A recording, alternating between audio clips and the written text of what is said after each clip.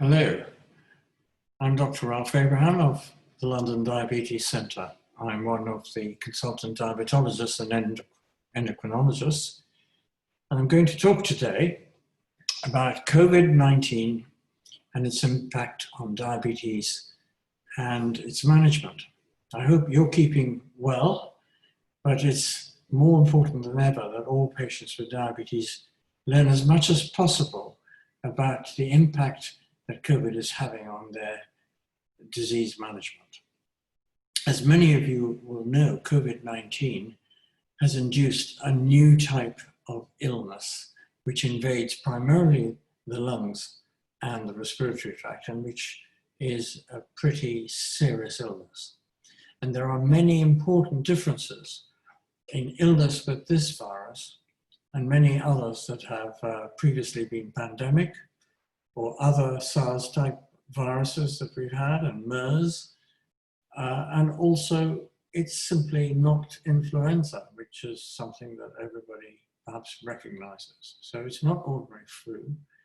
And if you get a severe illness with COVID-19, then it seems to progress to having some really life-threatening conditions called acute respiratory distress syndrome, septic shock, and organ failure. And what does all that mean? Acute respiratory distress syndrome is a name that doctors give when really not enough oxygen is getting through the lungs. The lungs are the barrier between the air and its oxygen, and getting oxygen through that barrier into your bloodstream is critical to its function. If that doesn't work, then you don't get oxygen to where it matters, which is the heart and the brain and the kidneys.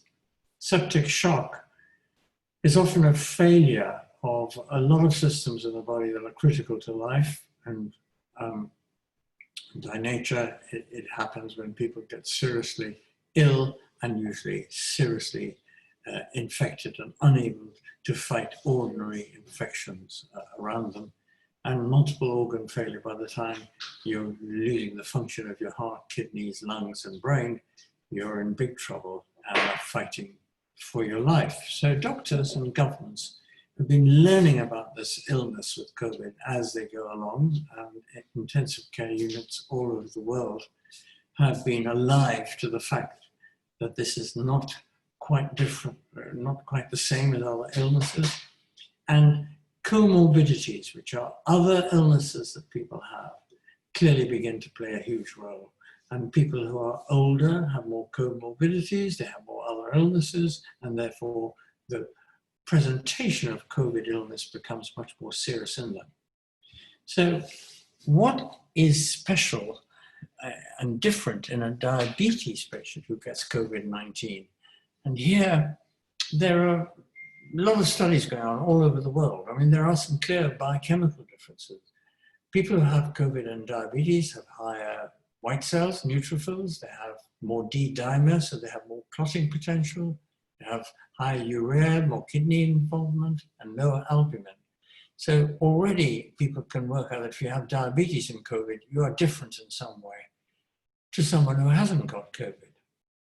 And other comorbidities also seem to identify patients who don't do well. So if you have nervous system disease, if you have chronic kidney disease, cardiovascular disease, high blood pressure, chronic lung disease, diabetes, all these things seem in some way to make your responses to a COVID infection different.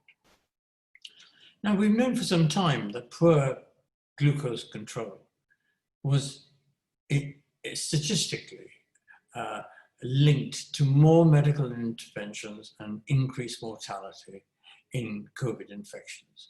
And if you had good glycemic control both before and during the infection, you improved your survival odds. So all kinds of potential mechanisms are being reviewed. And the two that seem most likely are the impact of glucose control on immune mechanisms and on the endothelium. The immune mechanisms one is an old one. I think we've known for many years that the immune mechanisms, the ability to fight infection, to repair, and to recover is impacted in a big way with poor glucose control. But the fact that microthrombi and clotting and endothelial dysfunction is part and parcel of COVID wasn't so widely appreciated. We know, and we've known for a long time, that if you have poorly controlled glucose readings in diabetes, this affects the vascular system, and in particular, the function of the endothelium. What is the endothelium? The endothelium is the lining between the blood vessels and the tissues. So it's the key barrier, it's the border control. And if that goes in diabetes, you get problems, and guess what? In COVID, it goes. And I think there is a link between the two, and many scientists feel that there's a plausible mechanism for the increased mortality of diabetes patients with COVID-19 and poor diabetes control through its impact on good endothelial function. So what else is different about COVID illness in people who have diabetes? Could COVID-19 virus infection impact on insulin levels? Could you be insulin deficient if you have a COVID infection? Well, I think lots of doctors in intensive care have noticed very high rates of insulin being needed to control glucose levels when people are severely ill with COVID-19. Part of it is that if you're very stressed or you have life-threatening illnesses, you need more insulin. Part of it, of course, may be related to the treatment that may be given. But even when that's not so, I think doctors are beginning to become aware that there may be an insulin deficiency related to COVID infections. There is, for instance, more ketoacidosis with normal lactate levels and normal glucose levels. And there is now the very interesting and intriguing possibility that COVID-19 may be involved with causing type 1 diabetes. I've certainly had 2 patients in the last 2 months, and I'm intrigued. And there's a lot of interest amongst diabetologists, and there's a huge global registry being mounted to see if there's a statistical increase, a spike in type 1 diabetes, new type 1 diabetes in patients who never had it before. And could this be related to COVID-19 infection? For example, there's a suspicion that thyroiditis or inflamed thyroid is possibly being caused by COVID-19. And again, we need much more reliable, large statistics. So while it seems that diabetes itself is associated with increased COVID-19 severity, we have to become aware that the converse, new onset type 1 diabetes, or even type 2 diabetes, may be triggered by the COVID-19 infection itself.